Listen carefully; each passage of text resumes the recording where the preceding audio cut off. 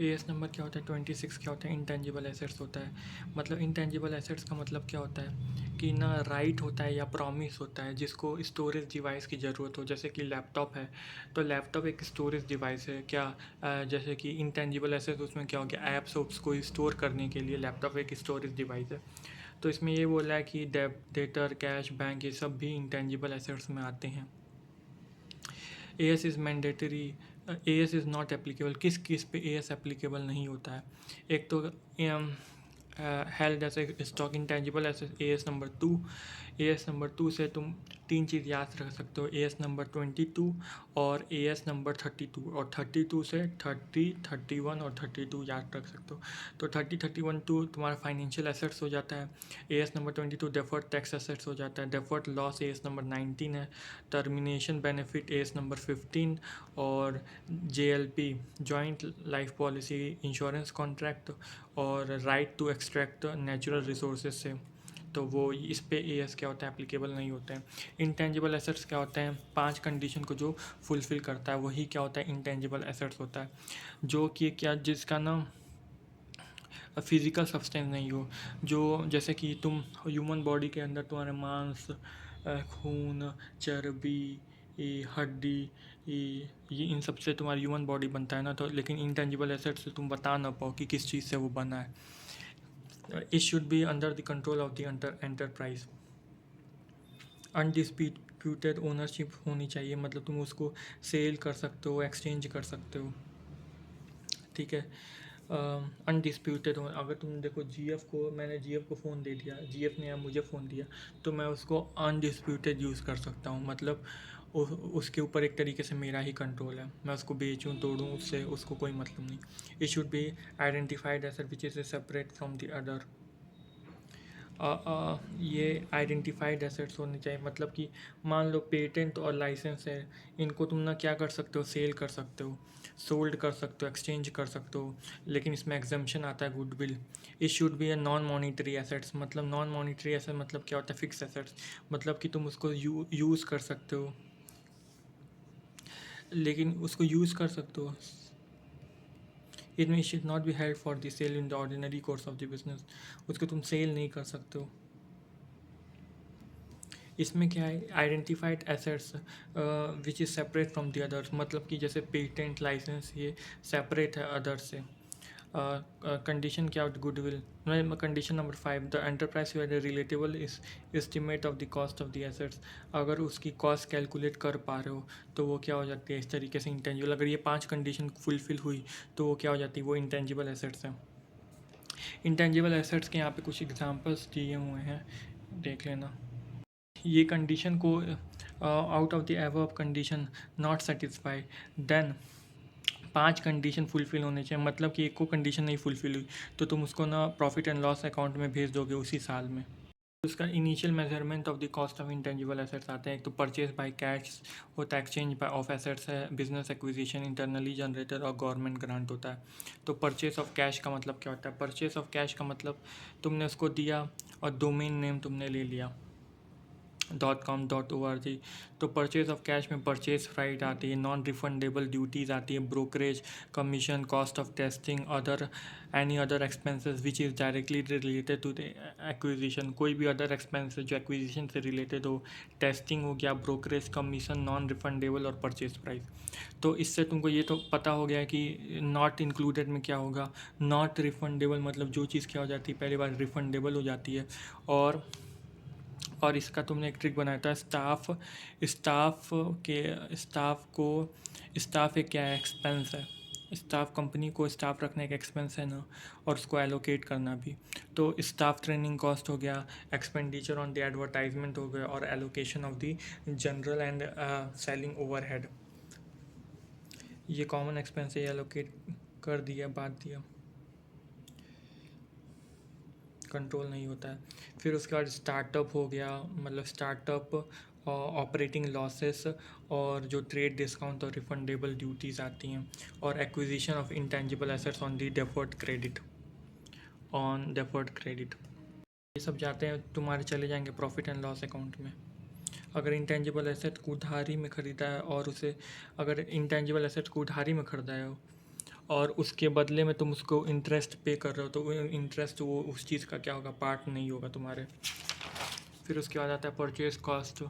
तो पहले डॉलर में, तो इसको तुम रुपीज़ में कन्वर्ट किए, इंपोर्ट ड्यूटी तो इसी पे लग जाएगा, और परचेज टैक्स ये जो 10% है ये इस पे लगेगा, तो कॉस्ट ऑफ द सॉफ्टवेयर आ जाएगा। Tax been recoverable has not been included as a part of the cost of the asset, उसको इंक्लूड नहीं करते हैं software on debit to bank. फिर उसके बाद क्या आता है, एक्सचेंज ऑफ द एसेट्स। अगर दोनों की फेयर वैल्यू पता है तो ऑप्टेन वाला एसेट्स को फेयर वैल्यू बनाया जाएगा।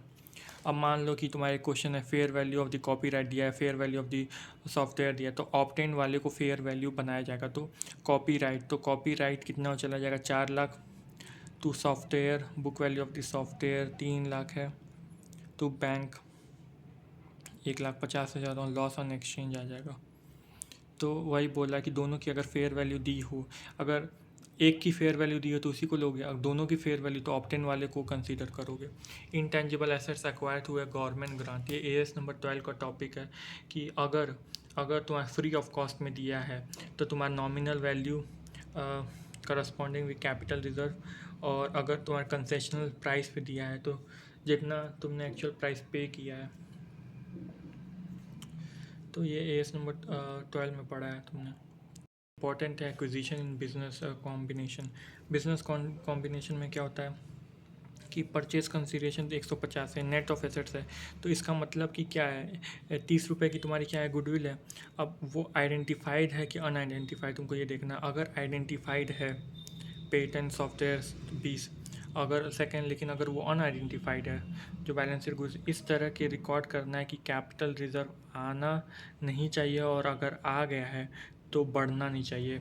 अगर अनआइडेंटिफाइड तो इस तरीके से रिकॉर्ड करना है कि अगर कैपिटल रिजर्व तो आना ही नहीं चाहिए, अगर आ गया है तो बढ़ना नहीं चाहिए। अब इसको कैसे तुम जस्टिफाई करोगे वो बता रहा हूँ। अब देखो, इस क्वेश्चन में तुम पहले तो ये मान लो कि इंटेंजिबल एसेट्स की तुमको फेयर वैल्यू पता नहीं है। तो बिजनेस परचेस, मान लो परचेस कंसिडरेशन 7,80,000 है, बिजनेस परचेस, करंट लाइबिलिटी तुम्हारा 2 लाख है, करंट लाइबिलिटी तुम्हारा 2 लाख है, और अदर एसेट्स तुम्हारे 9,50,000 के हैं। ठीक है, 9,50,000 के, और तुमको ये कॉपीराइट और पेटेंट और इन दोनों की तुमको फेयर वैल्यू तुमको पता नहीं है। तो इन दोनों को माइनस करोगे तो 30,000 आ रहा है। अब 30,000 को तुमको 3 बुक वैल्यू के रेशियो में बांट देना है कि यहाँ पे कैपिटल रिजर्व तो है नहीं, तो आना नहीं चाहिए कैपिटल, जिससे कि कैपिटल रिजर्व ना आ सके। अगर मान लो कि कैपिटल रिजर्व है तो वो बढ़ना नहीं चाहिए। मान लो अदर एसेट तुम्हारी 9,50,000 की है, ठीक है, 9,50,000 के करंट लाइबिलिटी 2 लाख की है, और तुम्हारा बिजनेस परचेज यहाँ पे 7,20,000 का है, तो तुम्हारा क्या हो रहा है, यहाँ पे कैपिटल रिजर्व आ रहा है, तो ये 0 0 मान लोगे तो बढ़ना नहीं चाहिए। और मान लो कि ऐसे ही है कि यहाँ पे 2 लाख है, यहाँ पे बिजनेस परचेस, यहाँ पे मान लो कि परचेस कंसिडरेशन 11 लाख है, और अदर एसेट 9,50,000 के हैं, तो यहाँ पे तुम्हारा क्या आ रहा है, और जितनी यहाँ पे बुक वैल्यू है उससे ज़्यादा, तो फेयर वैल्यू तो तुमको पता नहीं है, लेकिन जितनी ज़्यादा बुक वैल्यू उससे ज़्यादा नहीं हो सकता है। तो बुक वैल्यू कितनी है, 30,000, 20,000, तो ये हो गया। और गुडविल तुम्हारा बैलेंसिंग फिगर हो गया, जिससे कि कैपिटल रिजर्व तुम्हारा आया ही नहीं। तो ये उस कहने का मतलब था। अगर इंटेंजिबल एसेट्स स्टोरेज एक्सपेंडिचर है एक्सेप्ट गुडविल, अगर तुमने परचेज़ किया है लैपटॉप 50,000 का, लैपटॉप हार्डवेयर 40,000, 10,000, अगर देखो ख़रीदा है, बोला है ना कि तुमने इंटेंजिबल एसेट्स ख़रीदने के लिए तुमने मतलब स्टोरेज एक्सपेंडिचर ख़रीदा, मतलब कि मान लो कि टैली का सॉफ्टवेयर करने तुमको पेन ड्राइव ख़रीदना पड़ा, तो लैपटॉप हार्डवेयर और MS ऑफिस सॉफ्टवेयर, तो ये 50,000, तो ये ऐसे होगा। Intangible assets are kept in storage device, which is treatment as follow. Expenses of the storage device is substantial, or expenses on the storage device is not substantial. तो expenses of storage device is substantial का मतलब expenses can be identified और expenses cannot be identified. अगर expenses identified हो गए हैं, recorded intangible as a storage device कि intangible as a storage device to bank. अगर expenses cannot be identified, अगर identified नहीं हुए हैं, expenses can not be identified, तो तुमको ये देखना पड़ेगा तुम्हारा ख़रीदने का इंटेंशन क्या है। अगर तुम इंटेंजिबल एसेट्स था तो तुम रिकॉर्ड करोगे तुम्हारा इंटेंजिबल एसेट्स अकाउंट डेबिट, अगर तुम्हारा स्टोरेज डिवाइस था तो तुम सॉफ्टवेयर था तो तुम क्या करोगे स्टोरेज डिवाइस नहीं, सॉफ्टवेयर था तो इंटेंजिबल एसेट रिकॉर्ड करोगे, अगर स्टोरेज डिवाइस था तो storage device account debit to bank. Expenses on the storage device is not substantial, means ज़्यादा कीमती नहीं है, कम वैल्यू है। नॉट सब्सटेंशियल का मतलब कम वैल्यू है, तो कम वैल्यू है तो उसको ना intangible asset plus storage expenditure को ऐड करके दिखा दोगे एक ही में। फिर ये आता है वेरी वेरी इंपॉर्टेंट, तुम्हारा क्या होता है इंटरनली जनरेटेड एसेट्स। एक तो सेल्फ जनरेटेड होता है और एक इन हाउस डेवलपमेंट होता है। तो सेल्फ जनरेटमेंट में जैसे goodwill, brand name, customer list, publication title. Self generated वो होता है ना, ऐसी एसेट जो ना जो किसी एक्सपेंडिचर किए बिना ही अपने आप ही जनरेट हो जाती है, उसको सेल्फ जनरेटेड करते हैं।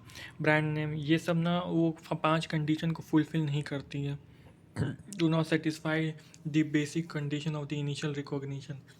तो इसीलिए ना एसेट्स इसीलिए इस एसेट को रिकॉग्नाइज नहीं करते हैं बैलेंस शीट में। फिर उसके बाद आता है research and development cost. Research activities है, technical identification of technical feasibility, और डेवलपमेंट मतलब ना टेस्टिंग स्टेज होता है। तो जो भी रिसर्च का एक्सपेंडिचर होता है ना उसको उसी ईयर में तुम ना क्या होता है प्रॉफिट एंड लॉस अकाउंट में कर देते हो। तो total expenditure should be written off in profit and loss statement which is incurred in the research phase. ठीक है। और डेवलपमेंट एक्टिविटीज़ मतलब up to the recoverable amount तक तुम उसको कैपिटलाइज करते हो, अगर 4 कंडीशन पूरी हुई तो। 4 कंडीशन का मतलब क्या होता है, technical feasibility has been establish मतलब रिसर्च फेस हुआ है, intention to produce the intangible assets, market of intangible assets है, market of intangible assets exist, और इंटेंजिबल एसेट्स रिसोर्सेज होना चाहिए to develop the intangible assets. फिर उसके बाद से फॉलोइंग एक्सपेंसेस में be included in the cost of the intangible assets. क्या क्या एक्सपेंसेस इनकर्ड होंगे, जैसे material consumed, employ cost, title, registration cost, master copies cost, और any other expenditure directly related with trial run. अरे यार, development करने के लिए मटेरियल तो चाहिए रहेगा, उसके लिए एम्प्लॉय चाहिए रहेंगे, फिर डेवलप करोगे तो उसको तुमको रजिस्टर तो करवाना पड़ेगा, मास्टर कॉपीज कॉस्ट चाहिए होगी, और अदर कॉस्ट जो है। जब तक आपका प्रोडक्टिव ट्रायल रन नहीं हो जाता उसमें जितने भी एक्सपेंसेस होते जाएँ उसको जोड़ते जाओ। All cost capitalise up to the date of the trial run, तो कैपिटलाइज करोगे तो वो एक्चुअल कॉस्ट होती है। और फिर ये देखोगे कि जितना कॉस्ट है उतना मुझे बेनिफिट तो मिलेगा ना, तो तुमको क्वेश्चन में फ्यूचर बेनिफिट दिए रहेंगे, उन फ्यूचर बेनिफिट को तुमको यहाँ पे क्या कहते हैं प्रेजेंट वैल्यू पे लाना पड़ेगा। अगर और जो बीच का डिफरेंस होगा वो तुम्हारा प्रॉफिट एंड लॉस अकाउंट में चला जाएगा। एक्चुअल कॉस्ट और एक्सपेक्टेड फ्यूचर इकोनॉमिक बेनिफिट जो भी लोअर होगा वही होगा,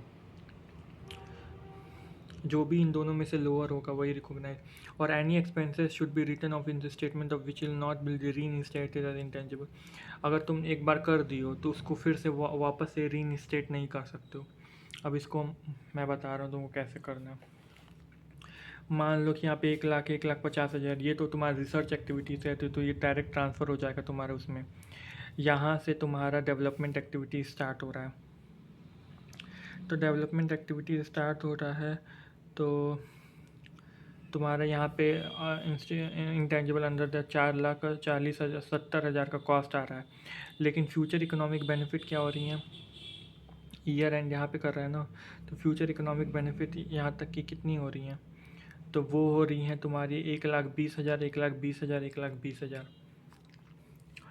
x estimate that it have future economic benefit 1,20,000 for the 3 year discounting of the 12%, तो उसको 12% दोस्तों प्रेजेंट वैल्यू पे लेकर के आओगे तो तुम्हारा इतना आ रहा है, तो इतना और इतने में लोअर कौन है, तो ये रिकॉर्ड करोगे, और इसका जो 20 का डिफरेंस होगा वो तुम्हारा प्रॉफिट एंड लॉस अकाउंट में चला जाएगा।